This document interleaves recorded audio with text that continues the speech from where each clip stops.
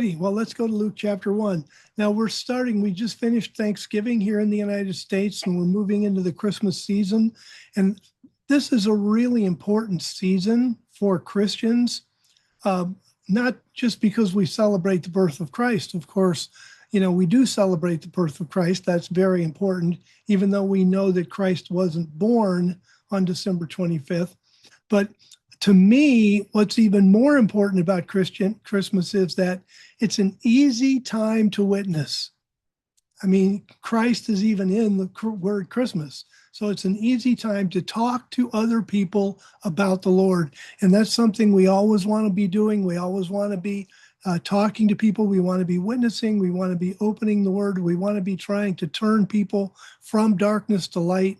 So this is a great time to be thinking about the Christmas story in the Bible, making sure we understand it, get it right, that kind of thing. So in Luke chapter 1, we start right off in verse 4. Verse 5, which says, "In the days of Herod, king of Judea, there was a certain priest named Zachariah of the priestly division of Abijah." So if you read Matthew, it says now the beginning or the birth of Jesus Christ was this way. If you read Mark, it starts right off with Jesus Christ. John, of course, starts off in the beginning was the Word. So here we are in Luke, and it's like, wait a minute. We're talking about the father of John the Baptist. What's happening here? Why is the text approaching the birth of Christ, if you will, in this way? And the answer is that John had a lot to do with the success of Jesus's ministry. If you read, let's go to Malachi chapter 4. We'll be here at a different time as well, but let's go to Malachi chapter 4. And in the last two verses of Malachi chapter 4, verse 5, "Behold, I will send you Elijah the prophet before the great and terrible day of Yahweh comes." And we go, Elijah the prophet had already come. He was already dead. By this time, he'd been dead about 400 years. So it's like, what do you mean I'm going to send you Elijah the prophet? This is a figure of speech, paranomasia, which is the untechnical term is name change, where you take the attributes of somebody and you, by importing the name to them, you import the attributes of that name. I think probably most of us here are familiar with Tarzan the ape man. When my son Sam was growing up, he loved to jump up and down on beds, couches, chairs, anything that he could get his two little feet on. I actually have a humorous story because one time he was jumping up and down and he went through the couch, literally just on the ground. So he arranged the pillows so you couldn't tell. So I came home from work and I sat down and I'm sitting there with my knees up at my eyes. I knew exactly what had happened. I'm like, Sam, you broke the couch. Didn't even tell anybody about it. But anyway, I used to say, hey, he'd be jumping. I'd say, cut it out, Tarzan. Now his name isn't Tarzan, it's Sam. So what's going on? You take the name Tarzan and you call somebody by that name and you import those qualities. So here, I'll send you Elijah the prophet. Elijah was dead and everybody knew that. But the qualities of Elijah, the boldness that he had to change even kingdoms, that was imported to John. Jesus, of course, tells us, because the disciples when they wake up to the fact that Jesus is the Messiah, they say, isn't Elijah supposed to come first? And Jesus said, well, he did come first. That was John the Baptist. So that's one of the things that we learn is that John the Baptist prepared the soil, if you will, for Jesus Christ. He went in, and if you remember, there's several different scriptures in the Gospels that say the multitudes came to John, the people all came to John. He was baptizing, he was getting people to confess their sins. He was basically doing what verse 6 says. he, John, in this case, John the Baptist, will turn the hearts of the fathers to the children and the hearts of the children to their fathers. And in other words, he's going to rebuild family relationships and righteous relationships. And then it says, so I won't come and strike the earth with a curse, which was really true. And John really did that. So in rebuilding those family relationships and getting people to publicly confess their sin and be baptized in the Jordan, what John was doing was he was he was doing what Isaiah said. He was smoothing out the road for the Messiah to come, and then Jesus Christ, of course, could walk in on that, which he did. So let's go back to Luke chapter 1 and verse 5, in the days of Herod, king of Judea. Now, you're never going to read a verse that said Herod the Jew. He was king of Judea, as far as our best chronology, from 37 BC to 1 BC. Secular chronology will say 37 BC to 4 BC, but we believe Herod actually lived longer than that and actually died early on in 1 BC. So in the days of Herod, king of Judea, not king of the Jews. Why? Because Herod wasn't a Jew. He was an Idumean. He had married a Jewish wife.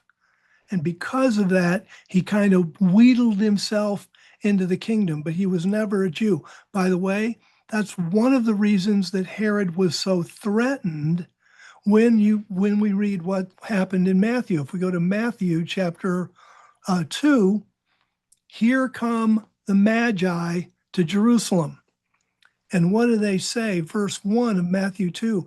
Now, after Jesus was born in Bethlehem of Judea, in the days of Herod the king, again, not Herod the Jewish king, Herod the king, behold, Magi from the east arrived in Jerusalem, saying, where is he who has been born king of the Jews?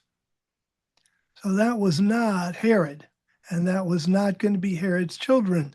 So when these Magi said, we want to know where the guy is who was born king of the Jews, Herod took that as an immediate threat.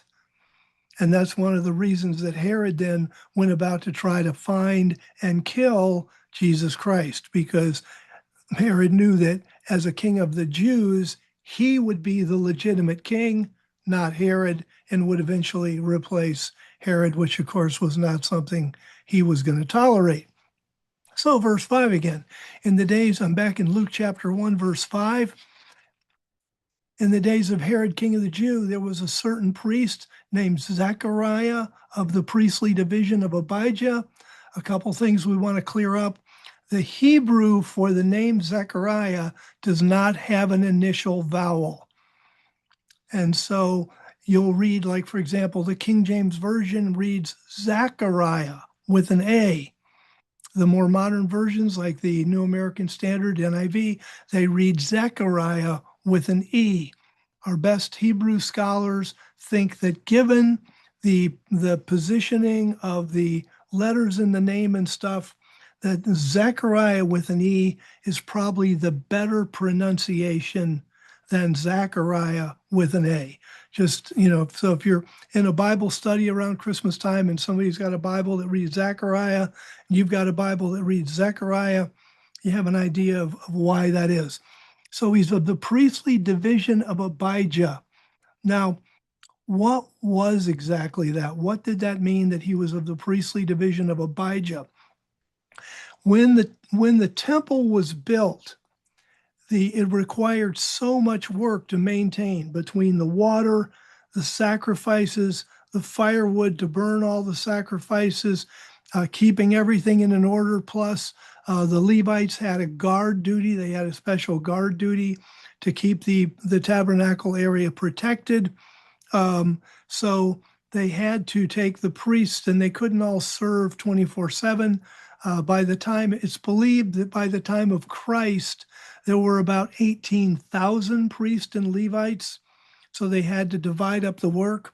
So that was done by King David. So if we want to go to 1 Chronicles, and in 1 Chronicles chapter 24, and if we start, say, in verse 3, It says David with Zadok of the descendants of Eleazar. And remember the two sons of Aaron the high priest were Aaron and Eleazar and Ithamar. So this is telling you Zadok is a descendant, comes from Aaron the high priest, then Eleazar.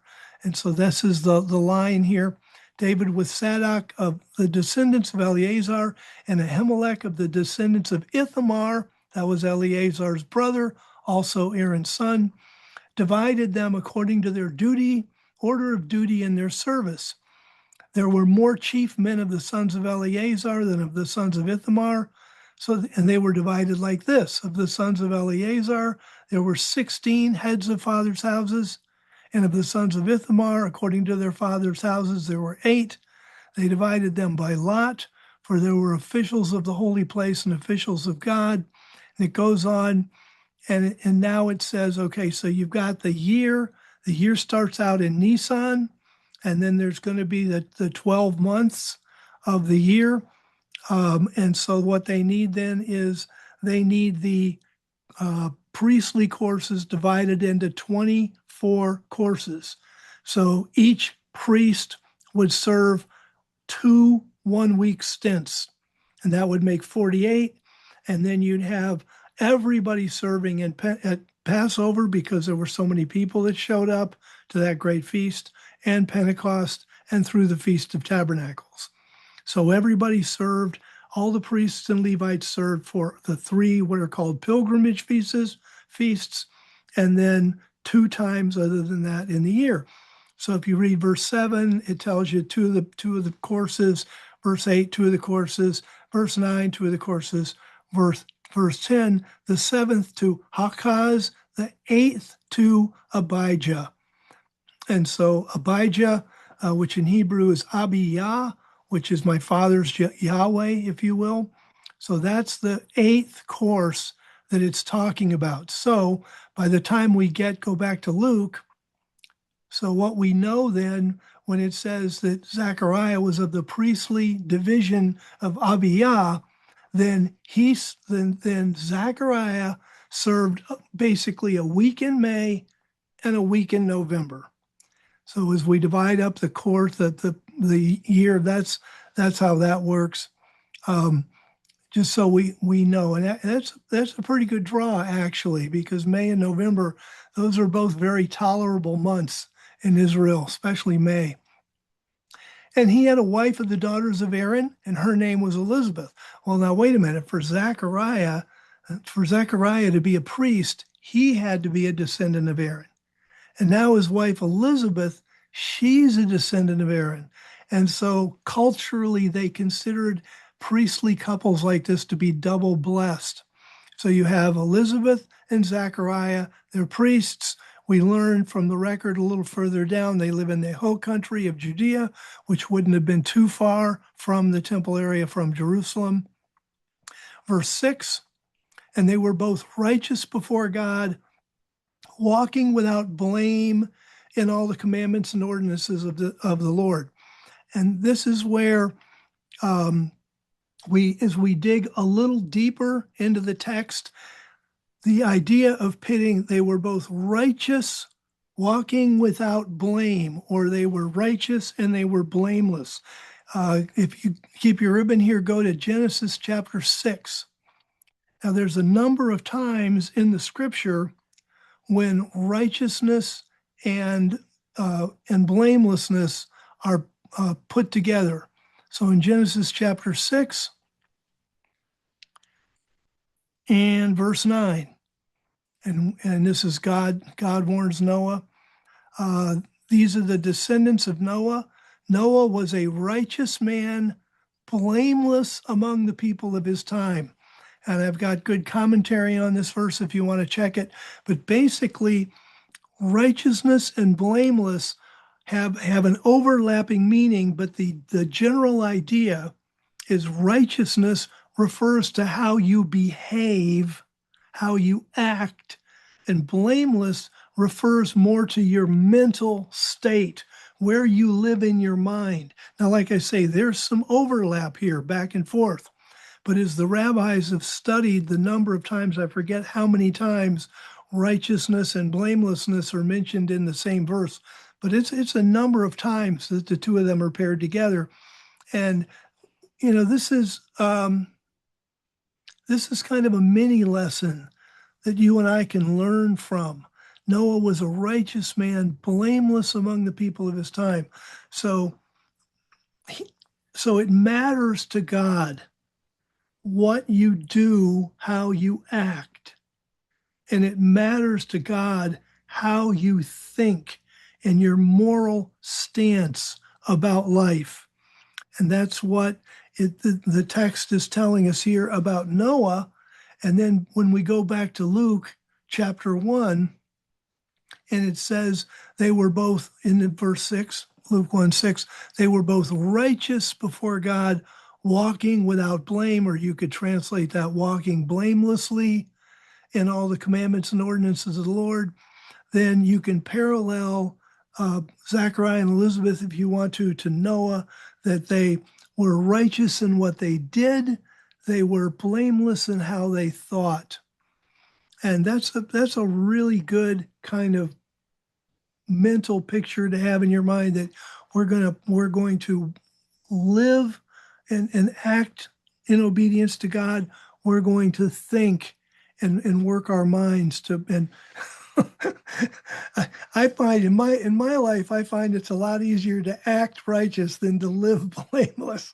My mind seems to, it takes off in all kinds of places, but it's much easier to control my body than my mind goes running off. But it's interesting that God cares about both sides of that, how we act and how we think. And so they were righteous without blame in all the commandments and ordinances of the Lord. And so verse 7, and they had no child but they had no child because Elizabeth was barren, and they were both advanced in their days. Now, having children was considered a blessing. In fact, now from archaeology and from graves, and from looking at the proportions of children's graves to adults' graves and doing all that measurements, archaeologists and historians consider at this point that a couple had to have 5 children to keep the population stable. There was a tremendous number of children that died before they were of marriageable age and had children. So generally speaking, in the modern world, almost every child survives. But in the ancient world, that simply wasn't true. So today, we think if a couple has 2 children, that pretty much keep the population stable, certainly 3 children will. But in the ancient world, you really wanted 5 children across the board nationally, because some families experienced more deaths than others, obviously, but to keep the population stable. So it was a tremendous blessing to have children. And in fact, according to the law of Moses, it was a blessing to have children and a curse not to. So let's go to the law of Moses. Let's go to Deuteronomy, in Deuteronomy chapter 28.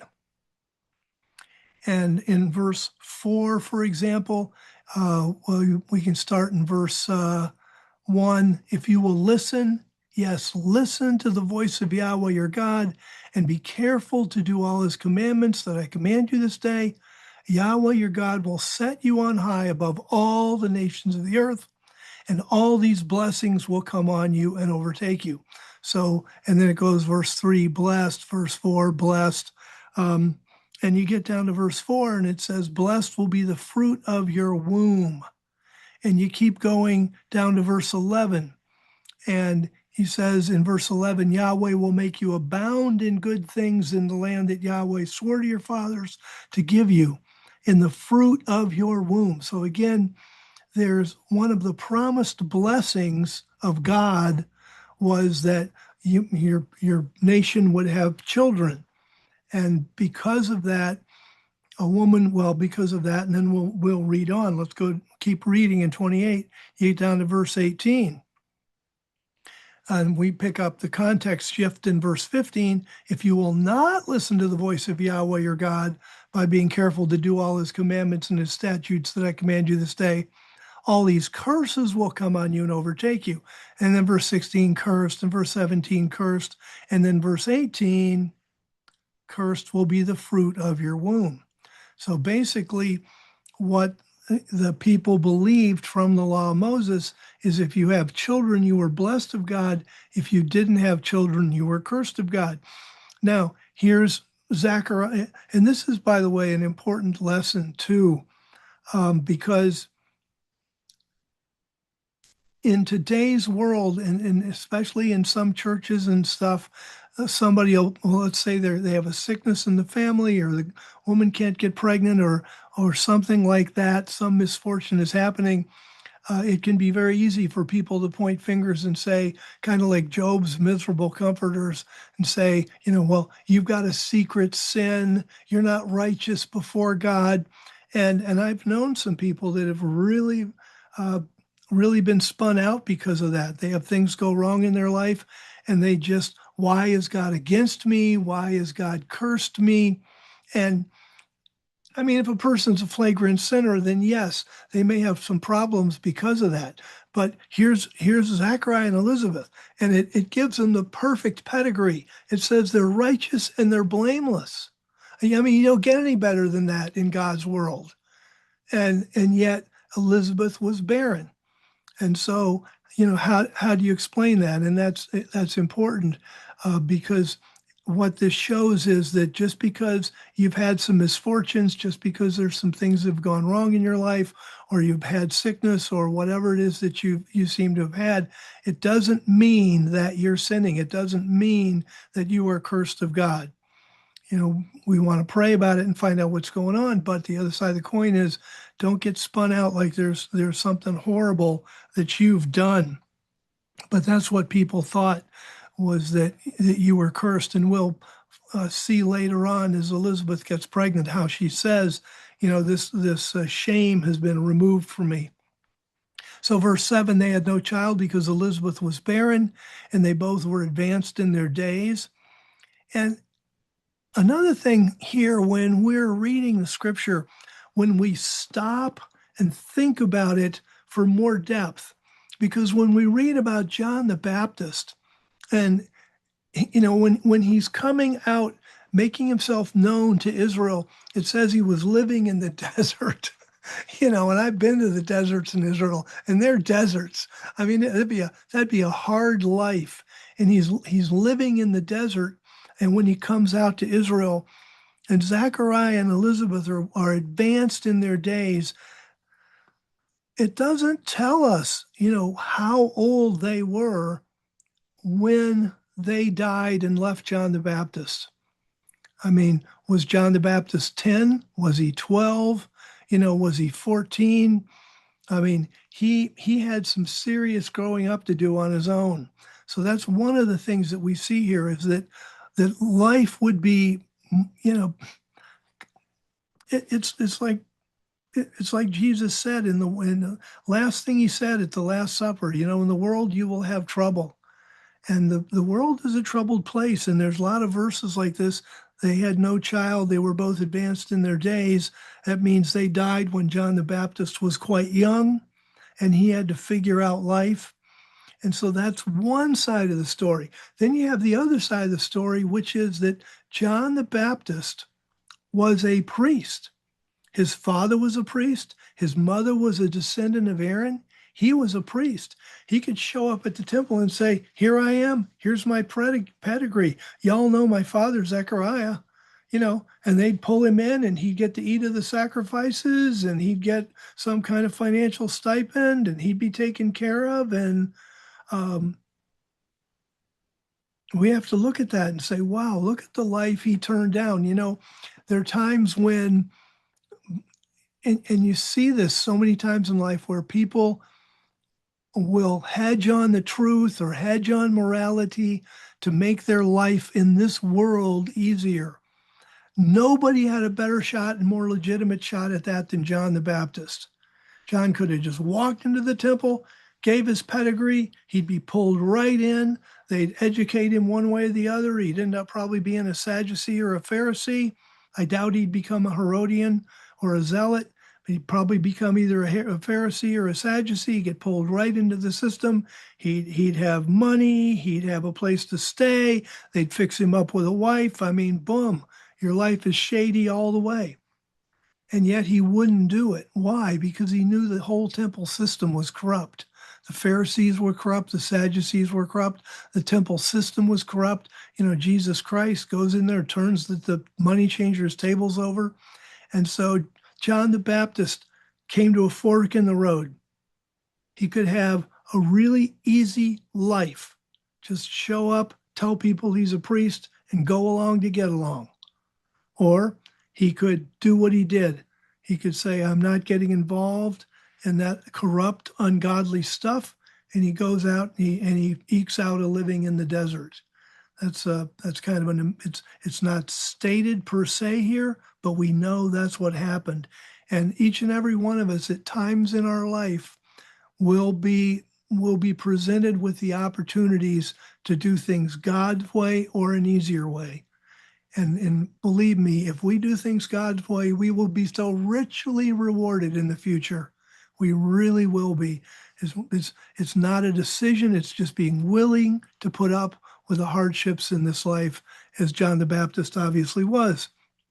So here's verse 8 of Luke 1. Now it came to pass while he, this is Zechariah, was serving as a priest, in his division's turn before God.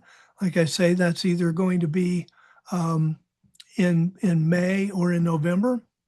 Then verse 9, he went into the sanctuary of the Lord, having been chosen by lot, according to the custom of the priesthood, to burn the incense offering. So the sanctuary of the Lord is the first room in the temple. That's where the menorah was. That where the table of showbread was. That was where the golden altar of incense was. And he was chosen by lot. And that's how they did it. They had usually a bag of stones, and they'd have a stone of an off color. And again, you had thousands of priests. And it was more common than not that a priest would never, ever get chosen, because there were so many priests. It's kind of like, in our world, winning the lottery. You can play the lottery basically every week of your life, and your chance of winning the, $60 million lottery or whatever it is, it's like, forget it. It's just, for the most part, it's going to happen to somebody, but not to one given particular individual. And so this is really an interesting thing, because the Bible never really talks about how it was normally with a normal priest in a normal situation on a normal day, where you had to burn the incense in the morning and you had to burn the incense in the evening. And is God behind that or not? Some guy sticks his hand into a bag of rocks and pulls out a rock. Is God behind that or not? Well, in games of chance, it's really hard to say. But in this particular case, God has something he wants Zechariah to do. And so at this point, God would work behind the scenes. And that's one of the things when we're reading the Bible, we're constantly looking for, where is God working behind the scenes? And as we train ourselves to do that, then we become more sensitive, if you will, to what God is doing in our lives behind the scenes. Because I would contend that if we are living righteously and we are living prayerfully, and we are living in obedience, we're praying, we're giving to the needy, we're meeting in fellowship groups like this, we're in the Word, reading the Word, that kind of thing, then God is behind the scenes working with us all the time. And that's why I say, like in this Christmas season, we want to be praying to bump into people, that we can talk to about the Word, see if we can turn them from darkness to light. In any case, so here's Zechariah, and he's chosen by lot, which I see the invisible hand of God, and it says, according to the custom of the priesthood, to burn the incense offering.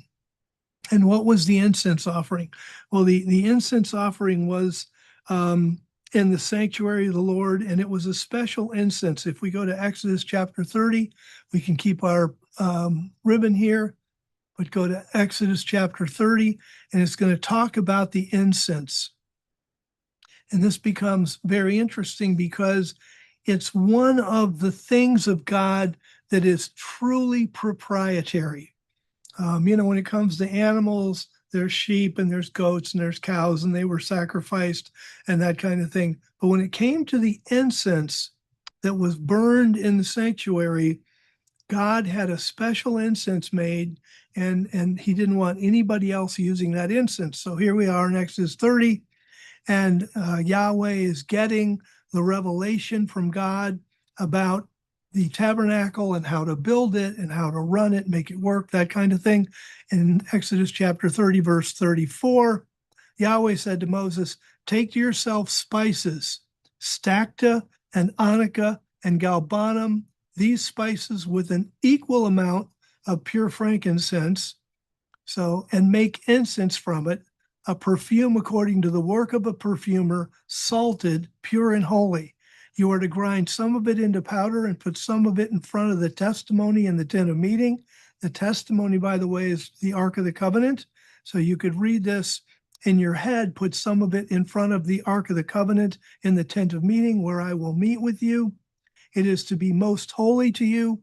The incense, verse 37, the incense that you make, you must not make for yourselves using the same composition. To you, it is to be holy for Yahweh.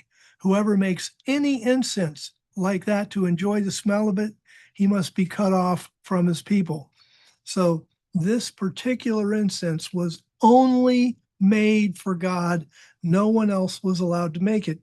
And that becomes very interesting because, as you know, people are very sensitive to smell. And so as you walked by the tabernacle at the time of the morning sacrifice or the evening sacrifice, then you would smell that particular smell that you smelled nowhere else in Israel.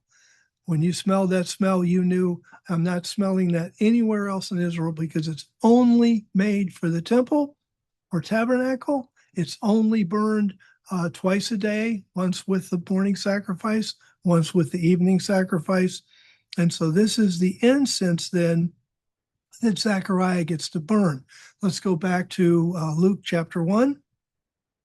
So he was chosen by Lot, verse 9, to burn the incense offering. Verse 10, very, very powerful verse, subtle but powerful. Verse 10, and the whole multitude of the people, if you're reading the REV, the word people has a capital P. And the reason for that is that the Jews called themselves the people. And this becomes slightly problematic because sometimes when you read the word people in the New Testament, it refers to the Jews. Sometimes when you read the word people, it just refers to the people. And we have to be, again, as we read the word more and more and more, learn more and more of the customs and how the people lived, you become like that sensitive safecracker and you go, I get the context. Here, it says the whole multitude of the people were praying outside at the hour of incense. Outside what? Outside the court of the priests where Zechariah would come out after he burned the incense. So you got this whole multitude of people, and what were they doing? They were praying outside. That shows you these are very dedicated Jews. You and I, looking back 2,000 years, know that this was a very special day. This was the day that Zechariah was chosen to be the father of John the Baptist, and that was revealed to him. And so to you and I, historically, this is a real important day. to the people who were there assembled, it wasn't a feast day. It just a regular old day of the week in May or November. And we want to say, and what are the people doing? There's a whole multitude of people praying outside in the weather, whatever it is, at the hour of incense. This shows you how dedicated to God a good portion of the people of Israel were. When John the Baptist came on the scene, see, and then called these people to baptism, called these people to confess their sins, wanted to reconcile the families together, that really had a tremendous effect, because the people that they were dealing with, there were a lot of very, very dedicated people that would be praying like this, just like in our Christian world. There are very, very dedicated people who read the Bible regularly, go to church regularly, or fellowship regularly. They pray regularly, and they try to walk righteous. And the same thing was true at the time of Christ and the time of Christ's birth. And that's kind of a good thing to know about Israel. Verse 11. So people are praying outside. Zechariah is inside burning incense. Verse 11, and an angel of the Lord appeared to him standing on the right side of the altar of incense. And the altar of incense, if you were looking straight ahead at the altar of incense, immediately behind it was the curtain. Immediately behind that was the Ark of the Covenant. So you had the Ark of the Covenant back there. And although it's questionable exactly what they had, because the real Ark of the Covenant had been carried away, that type of thing. But in any case, behind that was, so then you have the altar of incense. Well, biblically, whenever it's talking about the tabernacle or temple, it's always from God's perspective, not man's perspective. So God's in the Holy of Holies. He's looking out and he's looking east, because the temple and the tabernacle faced east. So he's looking east. And so Zechariah is looking at him from Zechariah's perspective. This angel is on the left-hand side of the altar of incense. Because if you're at God's perspective, turn that around, God's looking east out the tabernacle, then the right side of the altar of incense is the south side. But looking from the east in toward the west, the angel is going to end up on the left side. But it's God's perspective, and the right hand is the hand of blessing. In this case, a hand of service, the hand of authority, like Jesus Christ in Acts chapter 7 was in Stephen's vision, was standing at the right hand of God. So here it says that he was standing on the right side of the altar of incense, the hand of service to God, the hand of God's blessing. 12, and Zechariah was startled when he saw him, and fear fell on him. Yeah, there's supposed to be nobody in there but Zechariah, and it's lit with the menorah, so it's pretty dim, and all of a sudden there's this guy there. And that's just no wonder. Yeah, he was startled and he was afraid. And that's just kind of a natural instinct. Verse 13, but the angel said to him, do not be afraid, Zechariah. Very, very important. Fear is deleterious. There's a reason why angels keep saying, don't be afraid, don't be afraid, don't be afraid. There's some people that almost get addicted to fear, like they like spook movies, monster movies, whatever, horror movies, whatever you want to call them. But fear is very deleterious to your nervous system, and thus to your health. And so, one of the things that angels do right away, we'll see later in the chapter on another night, how the angel comes to Mary, and Mary's startled. And the angel says exactly the same thing. Don't be afraid. And don't be afraid, because fear is hurtful to your nervous system, to your overall health. And they say, the angel says, do not be afraid, Zechariah. And I love this second part, because your prayer's been heard. And Zechariah at that point is like, huh? Because when Zechariah and Elizabeth were first married, I'm sure they prayed very hard for a child. But, now they're advanced in years. Are they in their 70s? Are they in their 80s? We don't. Zechariah probably had stopped praying for a child years before.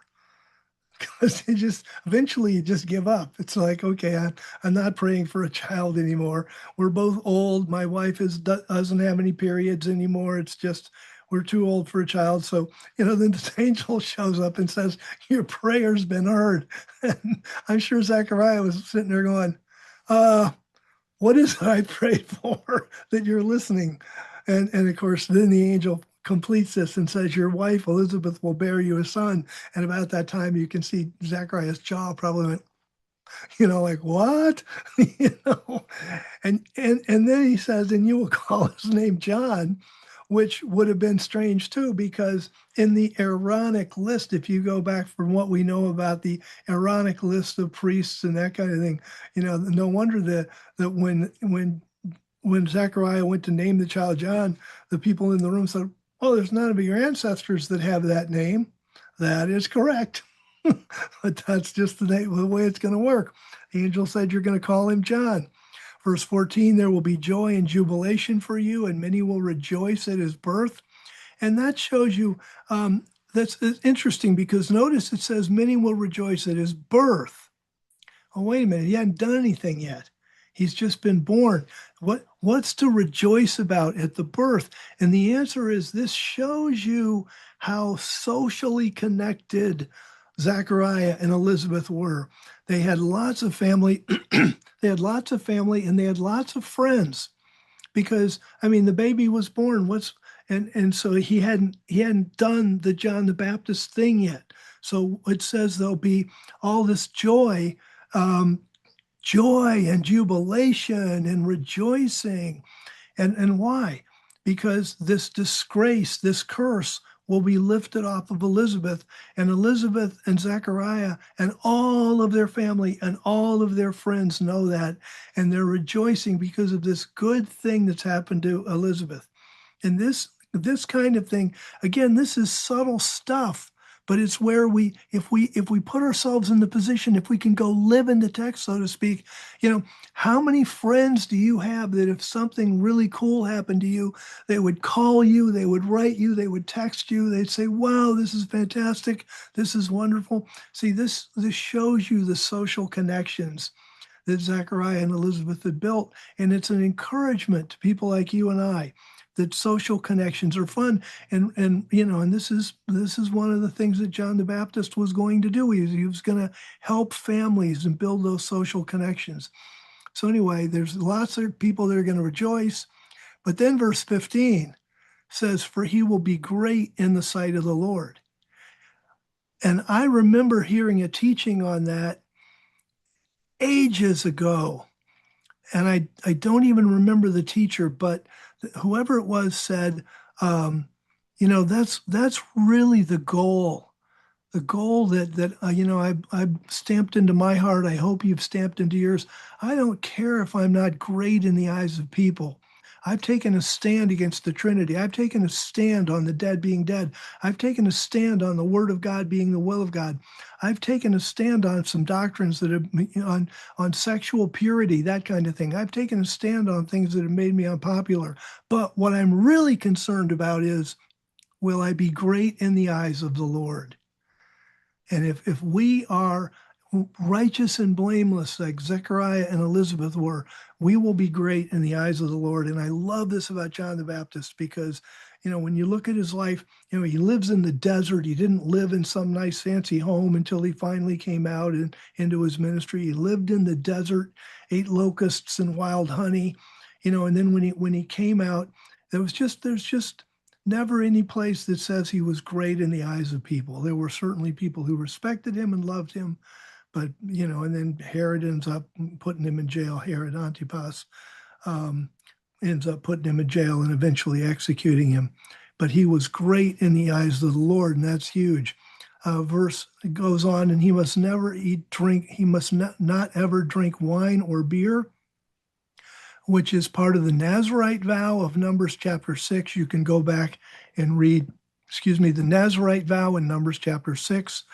So not only was he a priest, but he was a Nazirite, and he will be filled with Holy Spirit even from his mother's womb. That, I can't even imagine the impact that had on Zechariah.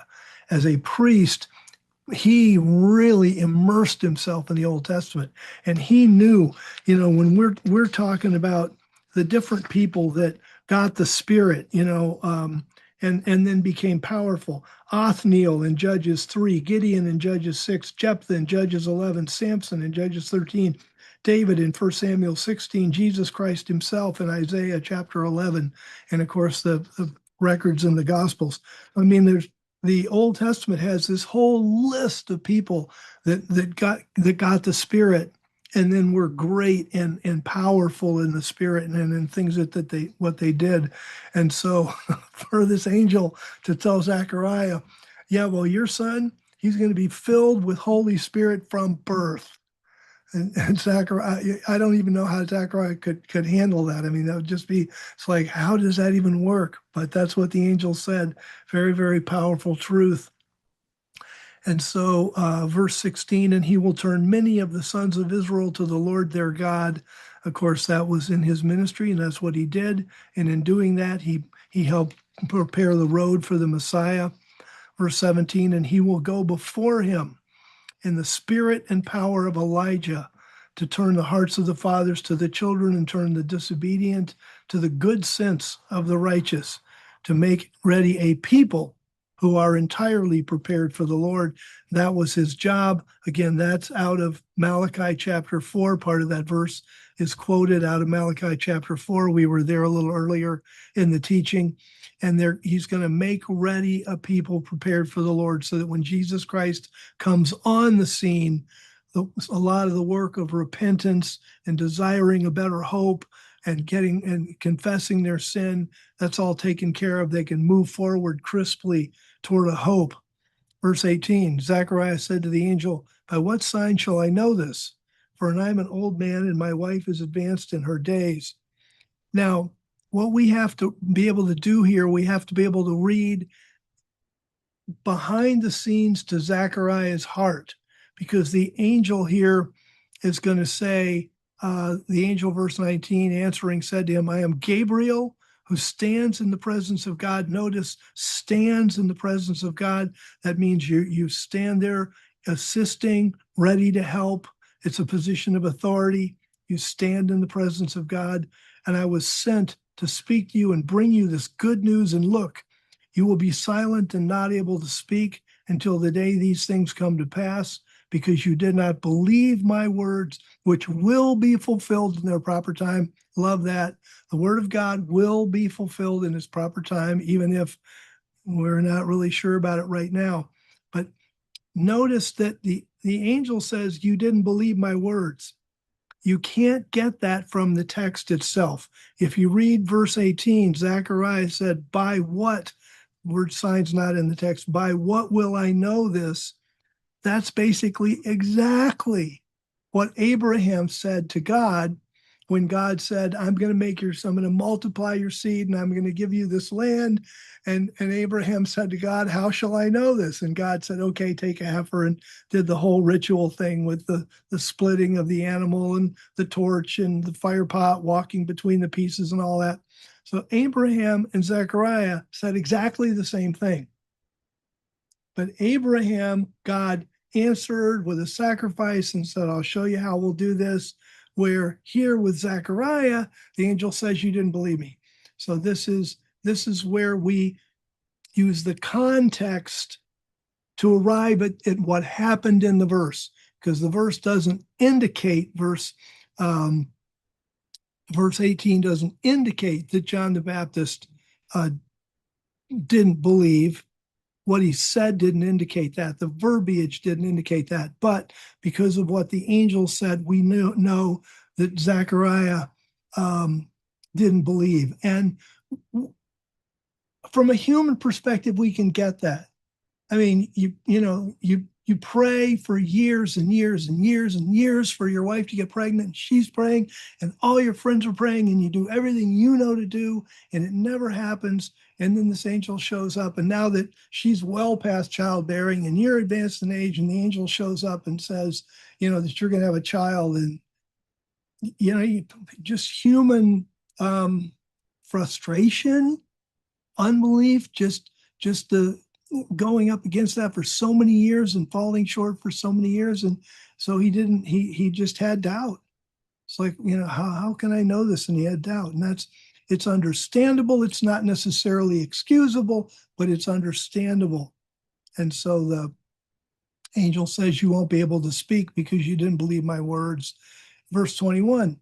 And this is kind of interesting. The people were waiting for Zechariah and they were wondering at his delay in the sanctuary. Now, what we know from history and from what the rabbis have preserved in the writings is that after you did the incense, remember all the people outside praying, then you came out and you pronounced a priestly blessing over the people because you burn the incense, come out, they're the people, they're all waiting, you pronounce a priestly blessing.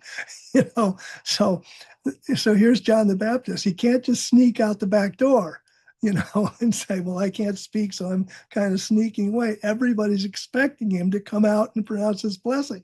And so he's probably walking around in there for a while, and he can't say anything and nothing will come out. And in his brain, he's going, how am I going to bless all these people? I finally get chosen to do the incense, and I can't speak. And how am I? And interestingly enough, the Bible doesn't tell us what happened. There's one is he might not have blessed the people and just kind of, sorry, or it more likely is that some other priest, because it was always, like I say, a lot of priests around, there's likely some other priest kind of got the idea that what was happening, he couldn't speak and stepped up and did the blessing for the people. But the fact is, the text just kind of skips over that and doesn't tell us, how it worked. But they were wondering at his delay. He came out, verse 22, he wasn't able to speak. They realized he'd seen a vision in the sanctuary and he kept making signs to them and remained unable to speak. And we find out he doesn't speak until Elizabeth gives birth, over 9 months later. Verse 23, and it came to pass when the days of his priestly service were completed, which means he would finish that week that he served, he departed to his house. We learn later that his house is in the hill country of Judea, so probably very close to Jerusalem. Verse 24, and after these days, Elizabeth, his wife, conceived, and she kept herself in seclusion for 5 months, saying, the Lord has done this for me. He has looked with favor in these days to take away my disgrace among people. And again, the Bible doesn't tell us why she kept herself in seclusion for 5 months. It was likely to take a lot of the pressure off. And, there was also probably because of her age and because of the number of children that died pretty close to childbirth, there would probably be a number of naysayers saying, well, I've never seen anybody as old as you give birth to a healthy child. And the next thing, you got all these negative Nellies around and just nobody needs that. So there was good reason socially, contextually for her to seclude herself for 5 months. And within her heart, the Lord has done this for me. He has looked with favor in these days to take away my disgrace among people. And that's the curse that people would say, well, she must have done something wrong. She's cursed. Deuteronomy says she's cursed. And she says, this is taking away my disgrace among people. So now we go into a complete shift where the angel now goes to Mary and tells Mary about the birth of Jesus. And we'll pick that up in another teaching. But that's what I wanted to share tonight as we come into the Christmas season. And I guess if what to pay attention to, again, we're praying to run into people that we can witness to and talk to about the Lord.